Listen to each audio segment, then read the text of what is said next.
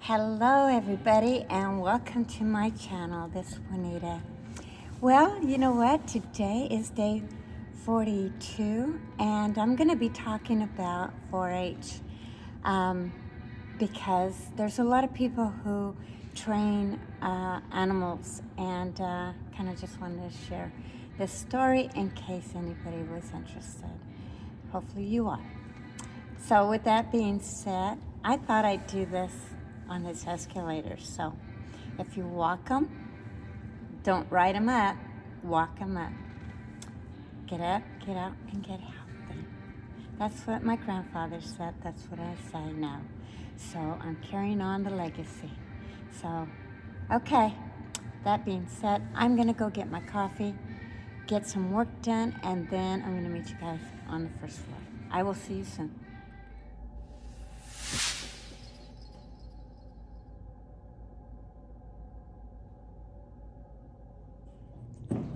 Well, welcome back. Hey, thank you for joining me. You guys have your comfortable shoes on? I hope so, because I'm ready to walk up these stairs. And you know what? I've been interrupted like 5 times getting started, and here comes traffic again. But I'm gonna weather through this, so I'm gonna go ahead and get going. But yeah, anyway, I'm gonna be talking about 4-H. And the reason for that is because, and I apologize for all the racket, but that's what happens when the stairs are busy and the doors are slamming and they're loud. But anyway, back to my story. When I was at the age of 11, I lived in Colorado. I was primarily born and raised in Colorado for the first 15 years of my life, and actually moved to Portland, Oregon at the age of 15. But anyway, when I was 11 years old, we moved from Montrose, Colorado, over to Manassas, Colorado, which is a Conejos County in Colorado, in case you're familiar with that area. Well, and here comes traffic again. I'm gonna scoot over for a minute. But anyway, when I was at that age, we moved to 40 acres and in the Conejos County. And I always hung out with my father. And we had a lot of sheep. He treasured his animals.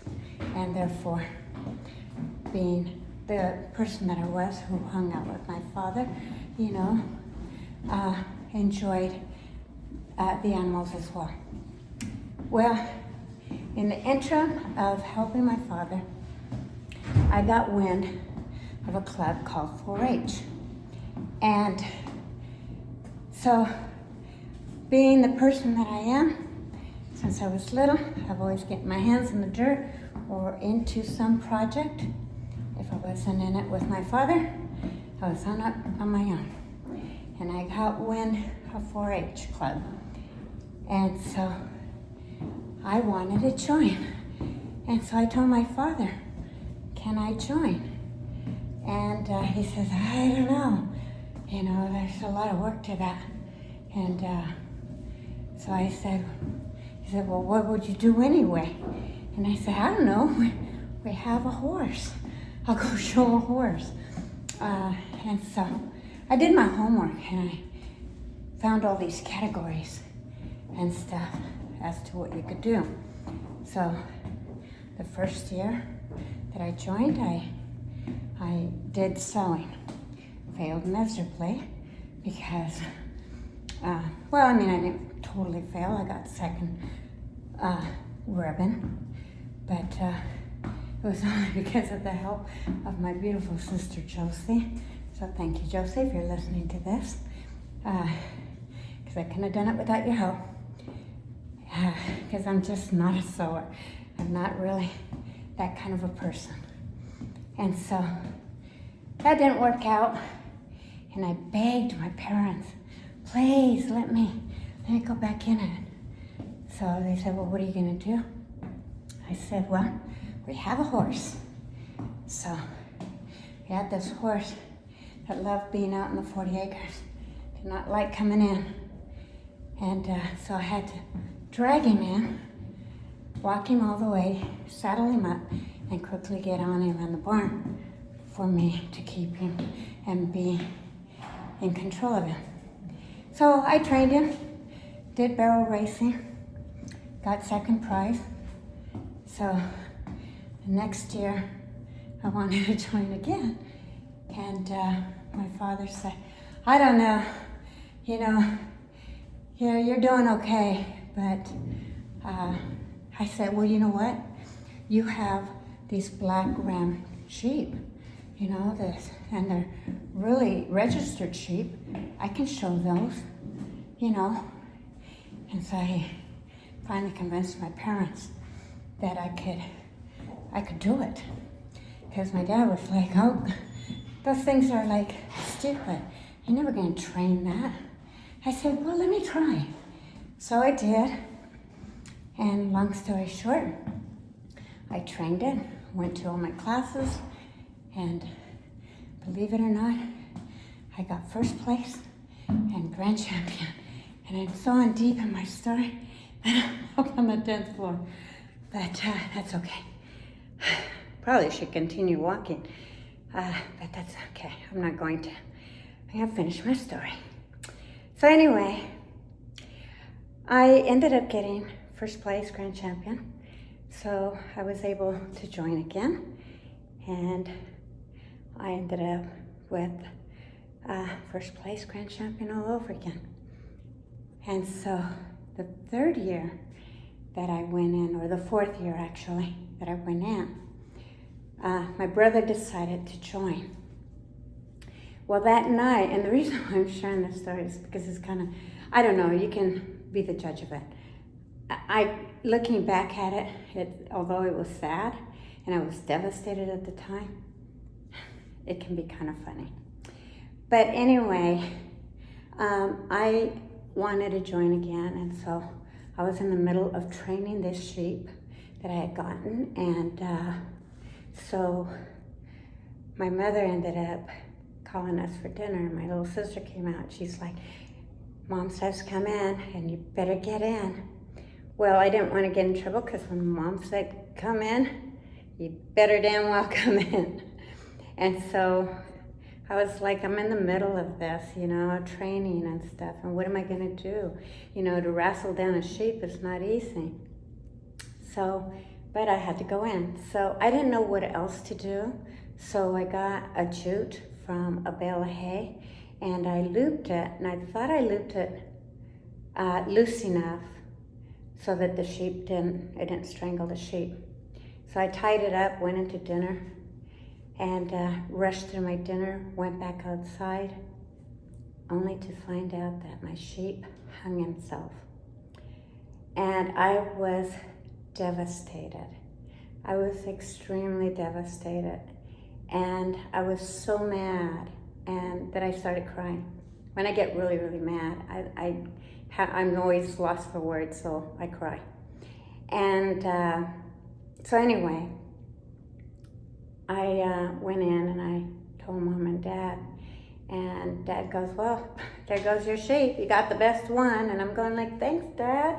I mean, it's bad enough that it died, And so I said, well, I'll just go get another one. And he was like, no, you can't. You had the best one. You don't have time. And so, long story short on that one, he finally said, okay, fine, go get another one and see what you can do. So I did, and that year, my brother decided that he was going to join 4-H. And I was in Treasury, he ended up being vice president. And so together we worked as a team and helped each other and stuff like that. And so he helped me gather another ram, and I did the best that I could to clean it up and train it to the best of my ability, and went in for the showing. Needless to say, I didn't win that year. I did end up getting second, but I believe it was second, And my brother ended up taking my crown and getting first place and grand champion. So even though I was kind of saddened by the fact that I didn't win, it was still something that I was really proud of my brother for taking that crown and cherishing that moment, because it is really rewarding when you accomplish something and you get well rewarded for it. And so I was really proud of him, and I'm always proud of my brothers and sisters for what they do and accomplish. And it just made me really happy and stuff. And then of course, then we moved to Portland. So that was the end of my 4-H. And the reason why I'm saying that is because I was so naive. Coming from the country into the city, I was naive, thinking there was no such thing in the city. I had never lived in a city, you know, and I should have did my research just like I did when I was in Colorado, but I didn't, and I just expected that the city people just didn't do things like that. And so I never got into it. Well, years later, I find out that there is such a thing, and they go to the state fair. And I never got to go to the state fair. I won grand champion, so I would qualify to do it. But because the lambs, the sheep, when they're registered, they have to be registered under your name as a participant for you to be able to go to state. And because they were registered under my father, you know, we weren't able to go. But you know what? It didn't matter. Got first place grand champion. I was happy with that. Could have loved to have gone for more, but you know what? It is what it is, and I was satisfied. But yeah, so if you move from the country to the city and you are involved in anything that's out in the country, research it, because I bet you that the city will have something as well, so that you can continue to follow that dream. Because if I had known what I know now, I might have been very much involved in 4-H and helping other people in that field. So with that being said, I'm on the 10th floor.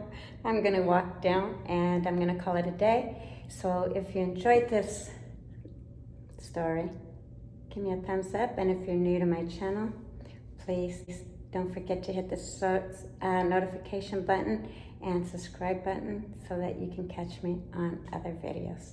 Okay, thank you for watching, and I will see you guys tomorrow on the first floor.